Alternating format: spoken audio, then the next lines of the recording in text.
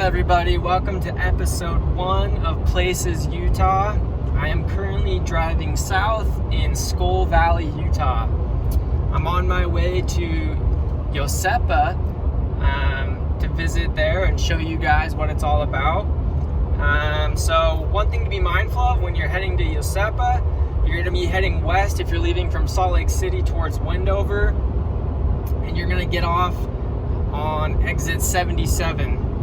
And as you head south on this road that's going to take you to Iosepa, you're going to be passing Lone Rock.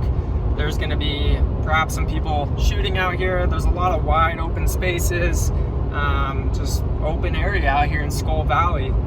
And so just be mindful as you're driving out here. Make sure your truck or your vehicle or whatever you're driving isn't dragging any chains. Fires could happen pretty easily out here, so just be mindful of that. And yeah, so I'm almost there, and when I get there, I can't wait to show you guys around.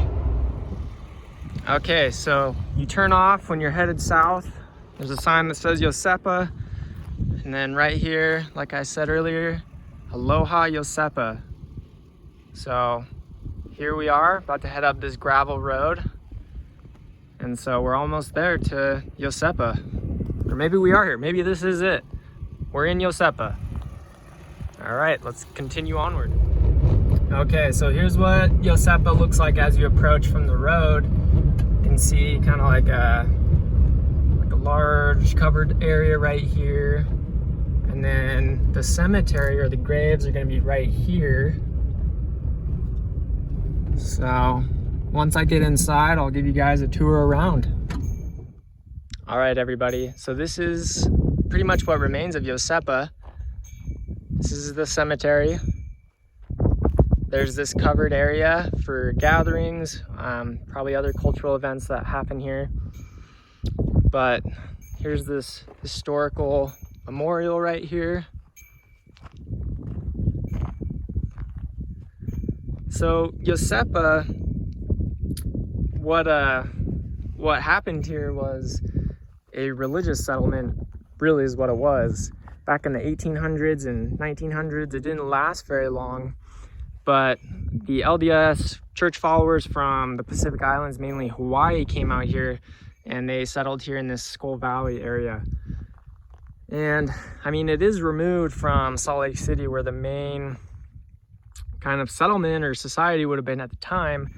And what's really interesting is, the environment is so different from Hawaii here. It's hot, it's dry, you have rugged topography, and it's a pretty barren landscape.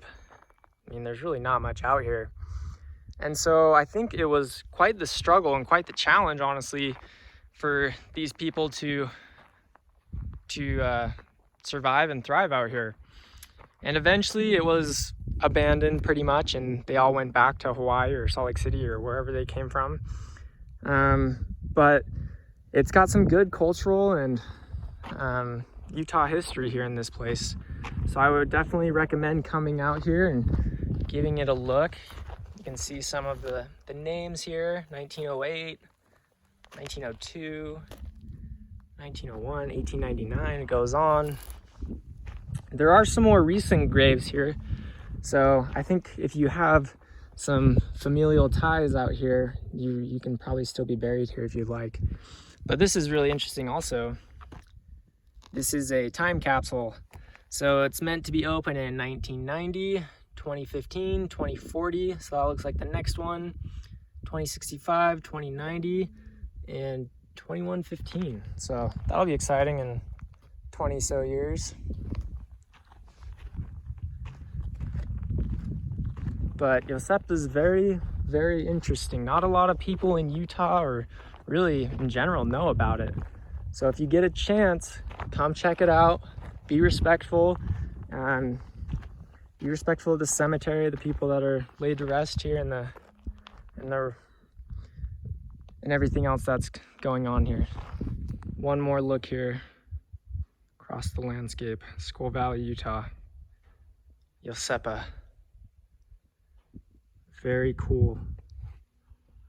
Stansbury Mountains are back there. Some cows, not much else going on. Pretty quiet around here. Of course, Dugway is just south of here.